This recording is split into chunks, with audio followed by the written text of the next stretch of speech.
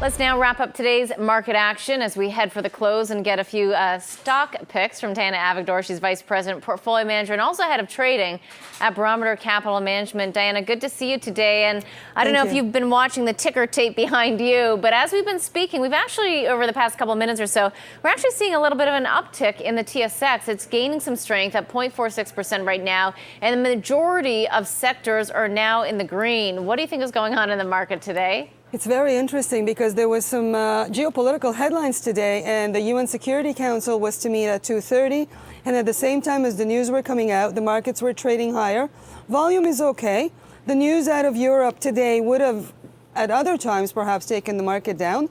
Brent dipped below $80 at some point. That could have at other times taken the TSX down, and yet, to your point, it's holding up, and the U.S. is holding up. There is a lot of positive cash flows out there.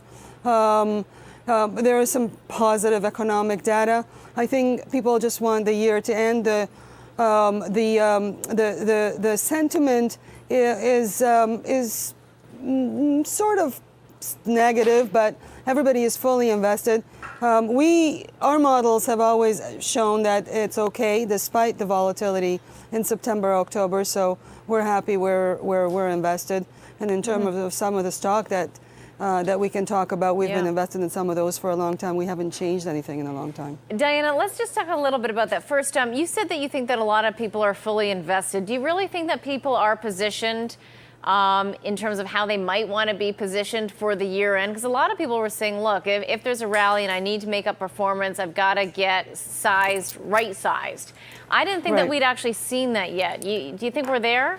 I think the Canadian market is a little different, of course, than the more diversified U.S. market. And in Canada, a lot of people are overweight a energy sector, for example, that hasn't been working very well. So it's a bit of a different story. You had to be in the right place at the right time. But unfortunately, there isn't that many stocks to invest in Canada that will provide you enough diversification for a full portfolio. So us, for example, have diversified outside of Canada, and some of our portfolios are 60% U.S.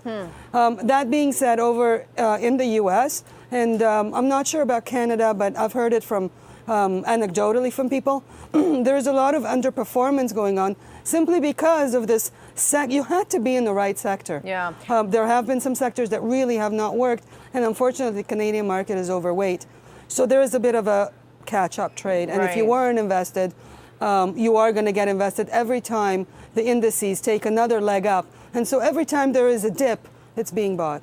Dana, when you take a look at the TSX, and I hear you're saying that you're 60% invested in the U.S. equity market, but if you look at Canada, and with your experience and seeing everything that you get to see, what sectors do you think will actually see some nice upside between now and year end?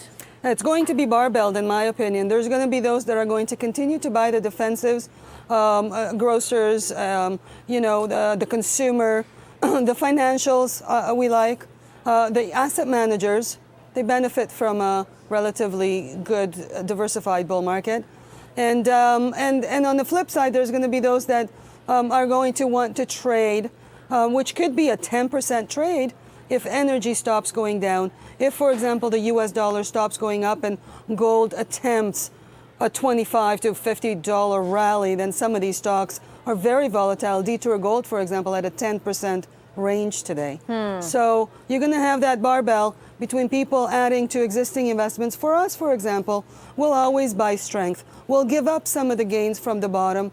We'll never try to pick bottoms because the way down, you might think you're picking a bottom 100 times before it actually bottoms. So we try to buy relative strength, and we're safer there for our clients. Diana, with respect to the U.S. markets, where are you finding opportunities there?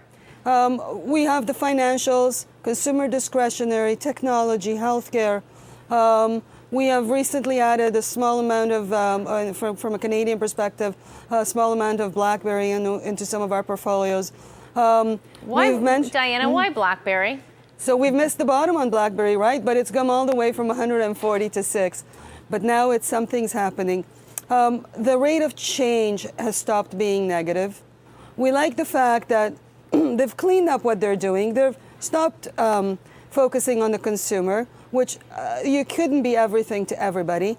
They've outsourced their manufacturing, and to their announcement earlier this week, they might be actually profitable in the next quarter. So it stopped bleeding cash.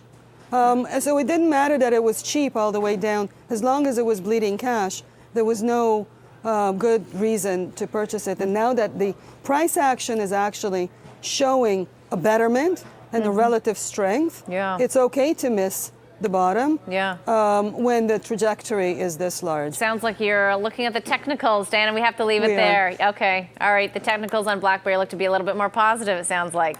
And cash flow. And cash flow. All right. Good to see you. Thank you so much. Thank you very much. That was Diana Avigdor. She's Vice President, Portfolio Manager, and also Head of Trading at Barometer Capital Management.